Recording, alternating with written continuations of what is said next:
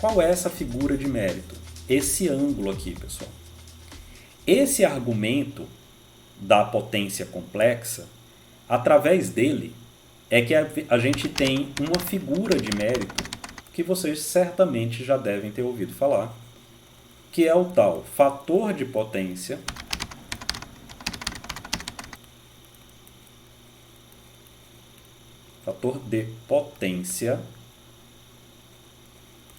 que é igual ao cosseno do argumento de S. Então, no nosso caso aqui, por exemplo, o nosso fator de potência é igual a cosseno de 17,14 graus. Ok? Isso aqui, obviamente, eu vou colocar um aproximado, né? Porque 17 não vai ter cosseno exato, mas 17,14 ele traz um cosseno de 0,96. E nesse caso, inclusive, já deixa eu colocar aqui, indutivo.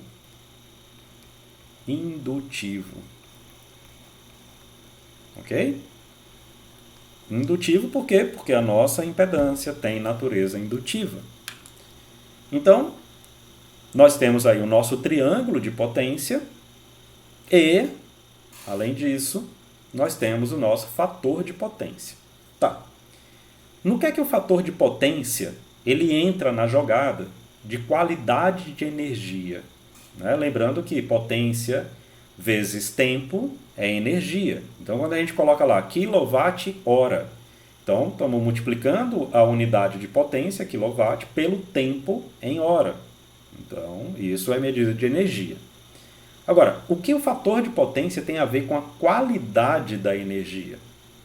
É o seguinte, eu acho que vocês vão concordar comigo que se esse ângulo no primeiro quadrante, tá, pessoal? Só faz sentido a gente falar em fator de potência nas máquinas elétricas. Esse fator de potência ele vai ter sempre a característica de indutivo.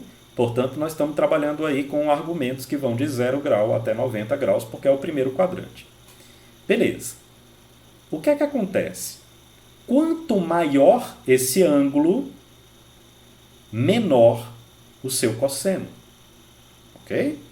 No primeiro quadrante, quando o ângulo sai de 0 grau para 90 graus, o cosseno diminui de 1 para 0. Portanto, quanto maior o argumento da potência complexa, menor o cosseno desse argumento e, portanto, menor esse fator de potência. Só que o grande problema é que quando você faz isso, você está aumentando a componente reativa. Note, veja esse triângulo. Se esse vetor rosa começar a se aproximar do eixo vertical, o eixo imaginário, isso vai significar que o Q vai aumentar muito. Ou seja, você está, dessa forma, diminuindo a potência que realiza trabalho, que é a ativa, e aumentando a potência que não realiza trabalho, mas que consome energia, que é a potência reativa. Eu comparo isso aqui, pessoal, faço uma comparação bastante esdrúxula, que é o seguinte.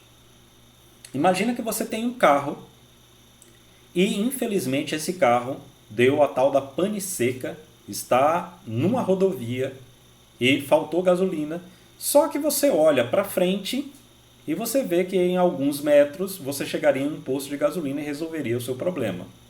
Quer dizer, mais ou menos, né? Com o preço da gasolina, mais ou menos. Mas vamos dizer que você tem a grana e tudo estará resolvido quando você chegar ali no posto de gasolina. Aí, você tem dois amigos.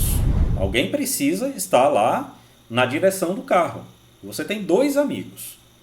Um resolve empurrar o carro na direção e sentido do posto e o outro resolve empurrar o carro transversal à rodovia.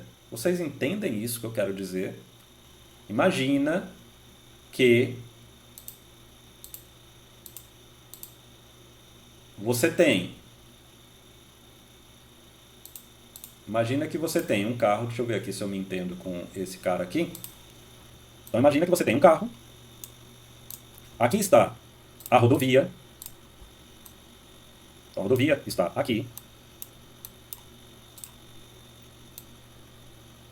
O bendito do posto está bem aqui. E você tem um amigo que está empurrando o seu carro assim, e você tem outro amigo que está empurrando o seu carro assim. Ok? Quem realiza o trabalho? O verde só atrapalha. Ele está lá gastando energia sem produzir nada. Então ele é o reativo. Tá? Aliás, deixa eu até colocar aqui nas cores, né? Porque vai que alguém chega depois e não entende, né? O verde, pô, o verde não era o ativo. Então, ó, tá aqui o P e tá aqui o Q. Beleza? Ou seja, o Q está lá consumindo energia sem gerar resultado. O P está lá consumindo energia, mas gerando resultado. Quando você vai levantando o S,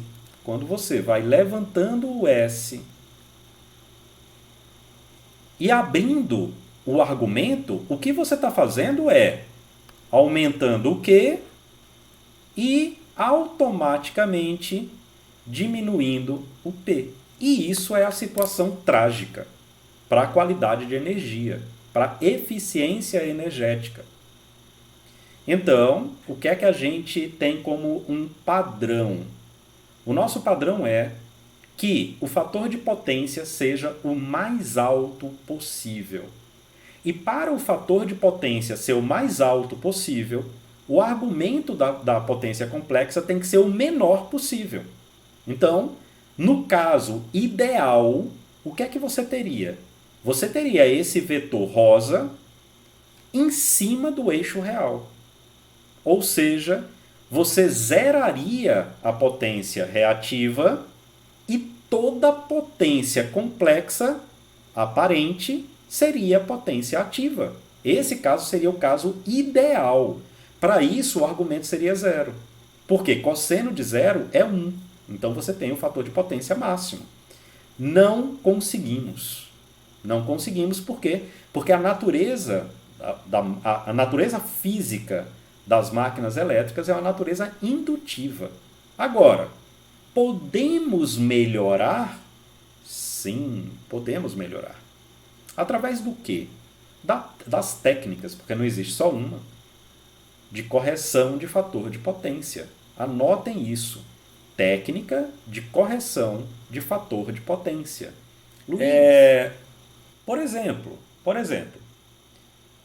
nós vimos, e eu espero que tenha ficado entendido, que esse circuito ele tem uma impedância característica indutiva. Não puramente indutiva, porém indutiva. Como que eu poderia, então, diminuir esse argumento da potência complexa para aumentar o cosseno, ou seja, aumentar o fator de potência? Bom, se eu vier com um vetor contrário,